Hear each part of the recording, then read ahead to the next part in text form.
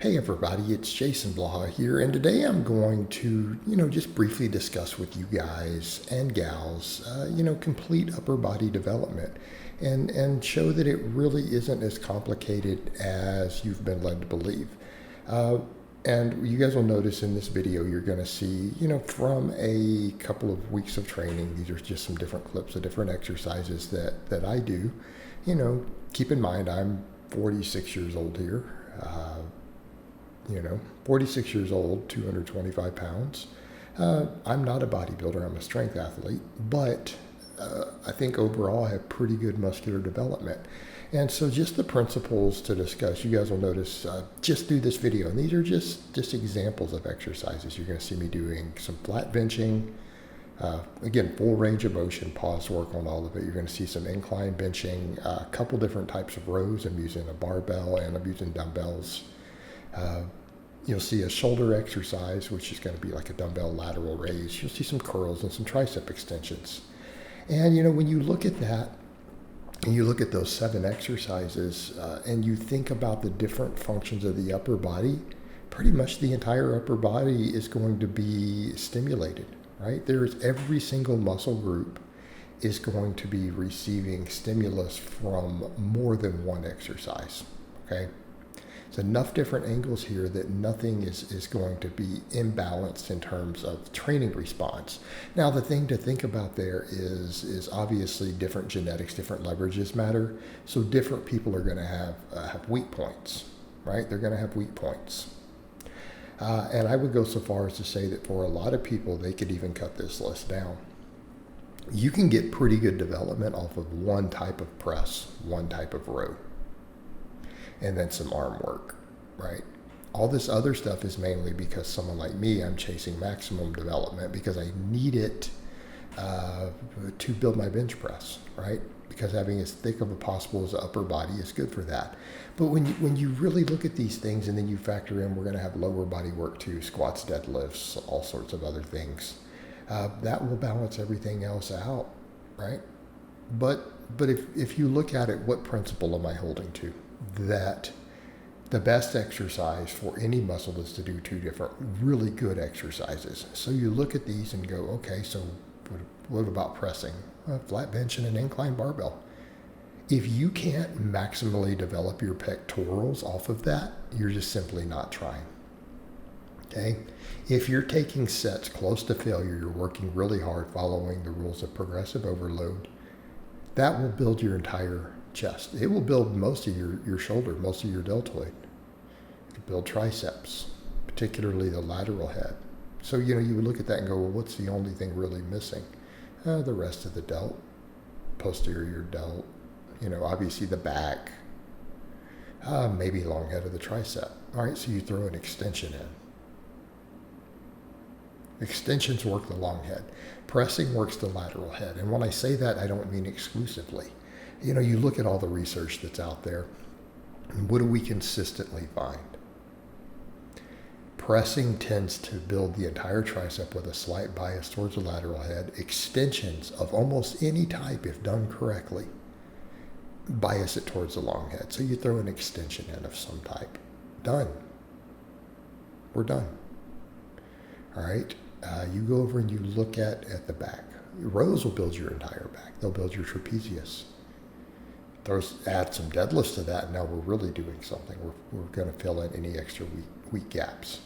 But, you see me doing a barbell row, what a lot of people call a Pendlay row there. You're seeing a one-arm dumbbell row.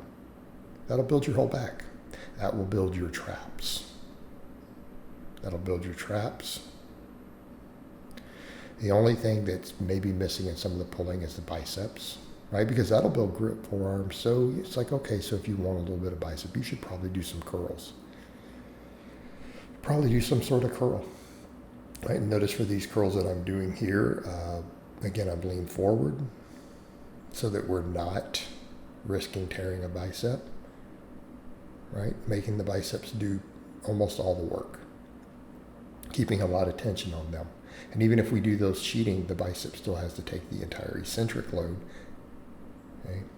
Tricep extensions. There they are. You see those in the background again. right? Working the long head more. But so any type of curl, and a lot of people overemphasize that. They want to do 4 different types of curls. Why? Your bicep's not complicated. And a lot of your pulling builds bicep. It builds over half of the muscle you're going to get in your bicep. Studies comparing rows to curls show that rows build about 70% of the bicep muscle that a curl does on a set per set basis. So you throw in some curls, just to put extra focus into a supine type position. Done. All right, whole back's going to develop from that. So then we come over and say, well, what about shoulders? Not everyone even needs direct shoulder work. I'm doing some here and there, and you see me doing it in this clip, this video. But, really, when we start looking at pulling, if you're doing rowing, your delts are already more biased than horizontal pulls, right? Pull-ups and chin-ups don't work the rear delts and the whole delt as much, but rows do. In fact, there's data showing that the side delt gets hit pretty dang hard on rows, right? So if almost all of your back pulling is rows, you may not need direct delt work. You may not need as much, okay? Because it comes down to exercise selection. Rows a more balanced exercise. Same thing if you're doing incline benching. What is incline known for? Really, that's shoulder development. Working the anterior deltoids and things more than the bench, but there's carryover effect to the side delt. All right, it's all in there. But let's say you do need delt work. Well, really, where should your focus be? Some sort of lateral raise or an upright row, right? They work the entire shoulder. Go look at the data on it. All 3 heads of the delt get worked really hard on both of those types of movements. The trapezius upper trap gets worked really hard on both of those types of movements. Now, they're not necessary for trap growth. Rows and deadlifts will actually handle that, but it's putting a little more in. So here's the thing. This gives you a lot of movement variation, all right? In fact, if you're trying to do all of these every week, you would really have to limit your total sets if you want to stay inside your optimal volume if you're training hard. But again, I'm just using these as examples. You could change it around. You could remove the incline or replace it with some dumbbell work or, decline or whatever you need to get where you need to be. A lot of people will choose dips. I'm not a big dip fan anymore. Just seen too many injuries. Okay. Do different sorts of rows. You don't have to do the ones I show you. You can do steel rows, machine rows, cable rows. I don't care. The idea is the same.